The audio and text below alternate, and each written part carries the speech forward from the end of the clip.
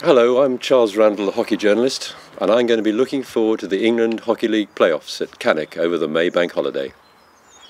These are very, very tough games, but if you play sport, this is what it's all about.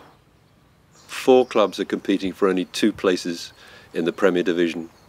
For the clubs that are successful and the players, life will change, but first they have to get there. For the men, Brooklands are trying to save themselves in relegation in a round robin with Team Bath Buccaneers, the West champions, Deeside Ramblers from the north and Canterbury from the east.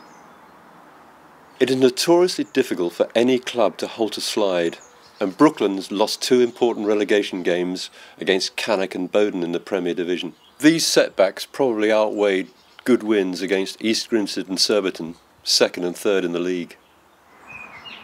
Cheshire could have 3 clubs in the Premier Division if Brooklands and Deeside Ramblers from rural Tarporley joined Bowden. 2's company, but 3's a crowd. I think Brooklands and Exeter University, both promoted last year, might drop straight back. Deeside romped away with the North Conference with their Pakistan penalty corner maestro Ali Ghaznfar hitting 31 goals, the best in all the 4 EHL divisions. It's difficult to imagine them failing at Cannock, and they play their Cheshire rivals Brooklands on the Sunday afternoon. It looks as though either Canterbury or Bath will take the other slot. Canterbury won the East Division by only 1 point ahead of Old Altonians, but they have a player worthy of the Premier Division in Quan Brown, the Trinidad international. His 21 goals played a big part in their season, but are they better than Bath? I don't think so. Bath romped away with the West Division by an incredible 19 points. Say what you like about the standards in the West, but that margin must mean something. Tim Davenport scored 28 goals.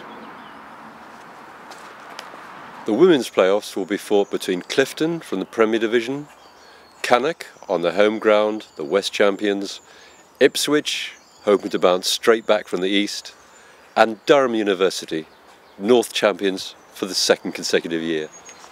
This is difficult to judge because Clifton almost survived in the Premier Division. Their fate was only sealed in the final match with a 3-1 defeat at Bowden.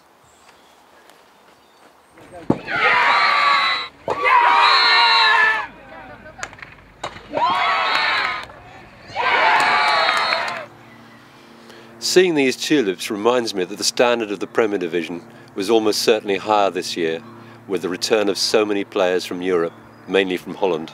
Clifton's attacker Charlotte Craddock, who played in the Beijing Olympics, was injured and absent for most of the season, but she's back for the playoffs, and I think Clifton's experience in the top tier will serve them well.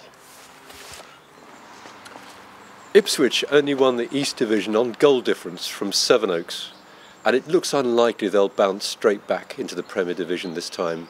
Their win margin was inferior to Durham and Cannock.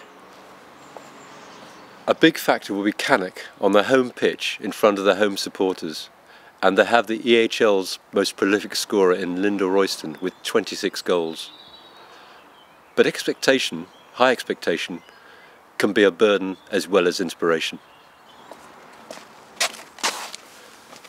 If Cannock do well, it'll mean a 2nd consecutive year of disappointment for either Durham University or Ipswich. They drew 2-2 in last year's playoffs. Durham have got plenty of support, as do Cannock, and their meeting on the last day on Monday should be quite an occasion. I think Durham will have to beat Cannock to make the Premier Division. The playoffs at Cannock, near Birmingham, will be a very, very tough time for all these clubs. On May the 3rd, some will be feeling euphoria, but others will get the chop.